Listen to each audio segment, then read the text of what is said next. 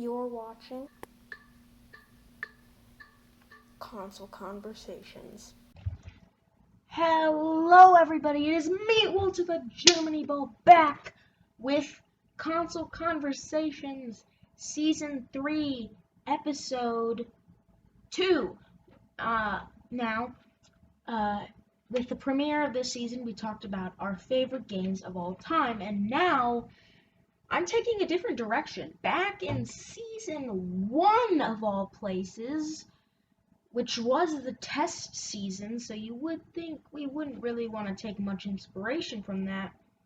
But we did. This season is going to be somewhat similar with the general topics and pre-recording. And in episode 4 of season 1, I ranked every Nintendo console. Yeah, every Nintendo console. And, well, it didn't go amazingly because the editing software was trash. But now I'm here with much higher quality to rank the SEGA consoles. That's right. So I'm going to go over each SEGA console, and then at the end, I'm going to rank what I think of them. So let's start out with the first SEGA console. And no, it's not the Sega Genesis, as most people think, and it's not the Sega Master System, as more informed people would think.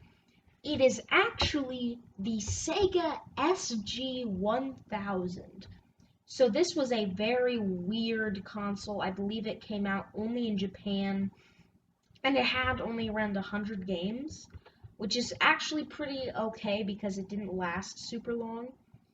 But it definitely was very, just incredibly odd. It didn't make much sense to exist, because it was basically kind of like a very simple old computer in the home, like the ZX Spectrum, or the MSX, or the Apple II, any of those old computers. It's kind of like that in terms of the graphics. And it does have some interesting exclusive games, but it's definitely an odd console that you don't really hear much about. And I know what you're probably going to say, well then why didn't you talk about the color TV game and the Game & Watch in your previous video, or on the Nintendo consoles? Well, you'll see later this season why, but yeah, it was a very weird system that was a lot like a ZX Spectrum or one of those computers, and not a lot of people got to experience it, but it's definitely interesting. So it's an interesting system, but sort of pointless nowadays other than a handful of games. Next, we have the Sega Master System, and the Sega Master System is a heavily underrated console, in my opinion. Now, the graphics are much better than the NES, even though I don't necessarily know if it's more powerful technically, but the graphics and colors are much better. They pop a lot more, but the NES has the edge on games. Like, the games on the Master System are not nearly as compelling or high quality even as most of the high quality NES games. I mean, there were some, yet you're better off with pretty much any other Sega system after this console. I mean, Shinobi released, which was a really fun arcade game. You had Psycho Fox and Fantasy Zone. You know, Phantasy Star is a pretty decent RPG for the time.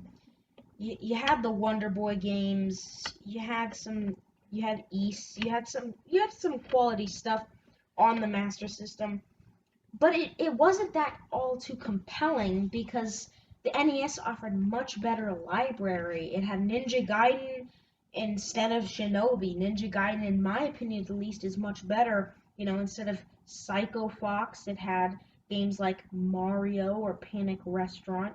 Fantasy Zone could easily be replaced with Gradius or Mega Man even. Phantasy Star easily could be replaced with Final Fantasy and Journey to Silius. And Wonder Boy, Legend of Zelda was a pretty decent alternative. In my opinion, the early Wonder Boy games are better than the early Zelda games, but most people think differently. So the NES was definitely a much better system than this, even though the NES, by standards of nowadays, isn't that great. So that should tell you that Master System, while underrated, isn't a very great system. However, it's fun to go back and look at some of the games, but don't count on finding some of the best hidden gems out there, because you will not find those. It's a fine console, but not really not really a very compelling one. But then we had the Sega Genesis or the Mega Drive, which absolutely made Sega a big household name. It completely put the Master System to shame with games like Golden Axe, Streets of Rage, Toe Jam and Earl, Columns, Wonder Boy sequels, so many games. Oh, and did I forget to mention Sonic? There are so many great Genesis games that are fun to go back to. And while I definitely, and I think many others definitely prefer the Super Nintendo, the Sega Genesis has tons of fun games like Gunstar Heroes and whatnot, especially in multiplayer. It is one of the strongest multiplayer systems out there. I don't think I have ever played. I think only the Wii and maybe the Nintendo 64 come even close to the Genesis's library of great multiplayer modes and great multiplayer games. There's not much to say other than that. Great games, great console, great controller. It was overall an amazing experiment by Sega that launched them into success and made them nearly overthrow Nintendo, which is, at the time, that was unfathomable. So it was definitely a great console, and it still remains in the hearts of many people. But after this, there was the Sega CD. I said there was the Sega CD. What? No, nobody likes the Sega CD? Yeah. It's because the Sega CD is terrible. It is just terrible. I'm not gonna lie. I'm not gonna say it's good. I'm not gonna say it's worthwhile. It is bad. It is really a bad system that should not have existed. I mean, here's the thing. There is a console that I'm going to talk about soon that is way worse. But the Sega CD, it is really bad. It had terrible load times, mostly just FMV games, which some of which are good, but others like Corpse Killer or Sewer Shark are just abysmal. I mean, you have games like Night Trap, Snatcher, and Sega CD and Double Switch. Those are pretty much the best games on the system and probably the only worthwhile ones out there, but overall, it was an add-on that lacked purpose, an add-on that was too expensive, and an add-on that nobody bought because of it. Now, speaking of things that nobody bought or liked, the Sega 32X. This was even worse. It's way worse than the Sega CD, which is quite a feat because the Sega CD was pretty terrible. The Sega 32X has Knuckles Chaotix, Tempo, Star Wars, and that's about it. Doesn't have it basically has nothing. Like, It is one of the most disappointing, terrible consoles ever produced by Sega. Actually, it's probably the worst console produced by Sega. It makes no sense to have existed because the Sega Saturn was coming out right after that. It was sold for such an expensive, outrageous price, but there was nothing to compel people to actually buy it. So it was just the Sega 32X overall is just a terrible, terrible add-on and a terrible, terrible system for games itself. But the Sega Saturn is, in my opinion, one of the best Sega consoles that is so heavily underrated. You have games like Panzer Dragoon 1 and 2, and even Saga's pretty great, that were great on-rail shooters that had such incredible, unique art styles. Clockwork Knight 1 and 2, some of the most creative and fun 2D platformers I've ever experienced. Virtua Cop, Die Hard Arcade, Guardian Heroes, Burning Rangers, Knights, Bug, House of the Dead, so many fighting games, Enemy Zero, Legend of Oasis, Sonic Jam, Golden Axe the Duel, Virtual On. So many amazing, underrated gems of games. I originally, and this was not too long ago, this was in the season finale of Console Conversations Season 1. I said that the Sega Saturn sucked, but after looking at the actual games, they have a great lineup, and it is so unbelievably sad how poorly they marketed this and released the system. If they had released it at a much better time, then they might have legitimately done almost as good as the PlayStation. I am not kidding. Or at least better than the Nintendo 64. Instead, it sold barely any units. And it's a very sad story because they really tried keeping it alive, even though they did cancel Sonic Extreme, which I'm very sad about because that game still looks great. But overall, the Sega Saturn is an underrated gem of a system that was understandably ignored because of how terribly it was released. Then we have what many people consider better than the Genesis, the Sega Dreamcast. You know, the Sega Dreamcast has a great library like Blue Stinger, Carrier, Power Stone, Jet Set Radio, Soul Calibur, Space Channel 5, Seaman, Shenmue, Samba de Amigo, Planet King, Typing of the Dead, Gimmick Gear, Outrigger, Illbleed, Mach X. So many interesting titles, especially in the horror department, as they really, really gave Resident Evil and Silent Hill a run for their money. The Sega Dreamcast certainly has a great library. However, in my opinion, I don't like the Sega Dreamcast nearly as much. And it's a matter of what games I like. And if you like the Sega Dreamcast the most, I totally get why, and it's honestly one of my favorites as well, just not my favorite. It's just because they focused a bit too much on RPGs and fighting games. Like, Sega Saturn disappointed me a little because of how much it focused on fighting games, but the Sega Dreamcast focused on those two genres more than anything, and while that's great for fans, that just did not entice me to the system. So, it is a great, underrated system, but in my opinion, the Sega Saturn is more underrated and better. So, that's it. Yeah, Sega died after the Sega Dreamcast, sadly, as not enough people bought it. They were too interested in the PlayStation 2, and I don't even need to explain why.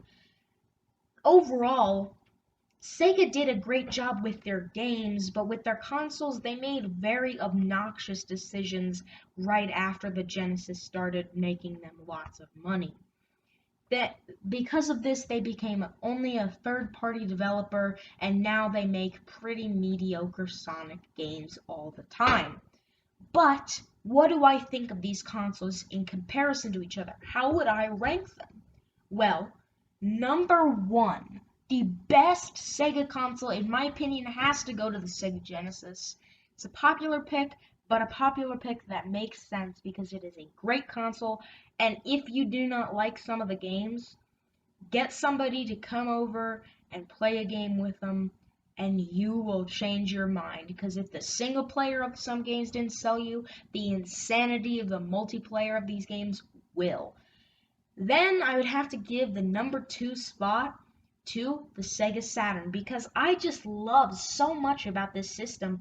I really like the design, the controller, and so many of the games, even though they made irresponsible marketing decisions.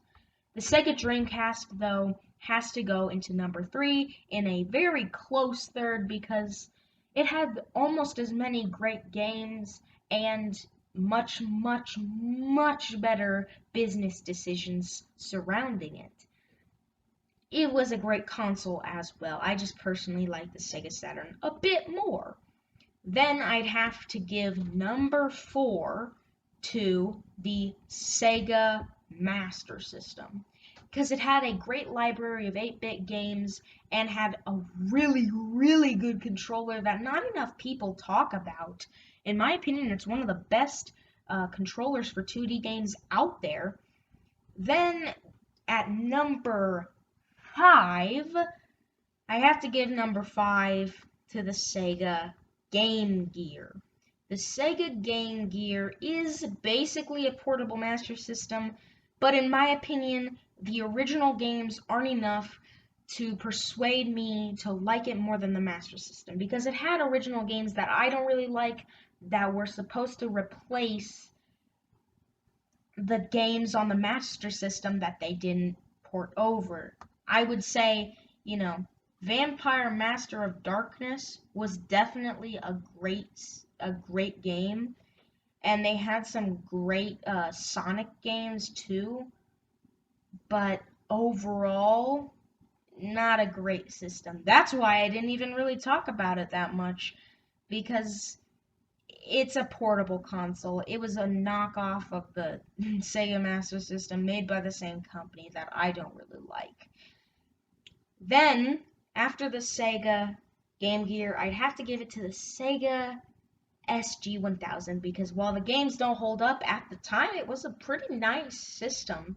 Then, after that, the Sega CD. The Sega CD, terrible, terrible, terrible. And then, finally, the Sega 32X because it is just god-awful and does not deserve to exist at all. Like, the Sega CD at least had some good games to make it kind of worth existing. Knuckles Chaotix is mediocre, Tempo is fine, and Star Wars Arcade is But other than that, there's no reason to play a Sega 32X.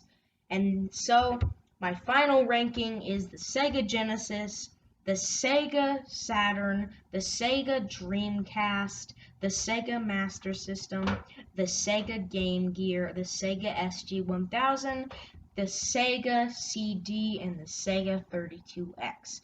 Said Sega so many times today, I swear to God. But anyway, that's how I would rank the Sega systems, and thank you guys so much for watching this episode. It's a bit of a different one, but there's going to be a lot of different episodes coming up because I like this idea of ranking consoles, and I'm going to be doing them for the next couple of episodes. So I hope you enjoy, and comment down below, what did you think of this? What would you rank them as? What experiences do you have with Sega? Make sure to comment down below any ideas for episodes that you'd have, and I'll definitely take those into consideration. But be safe, everybody. Make sure to comment down below, like, and subscribe. Be safe, everybody. Goodbye, and I'm Walter the Germany Ball.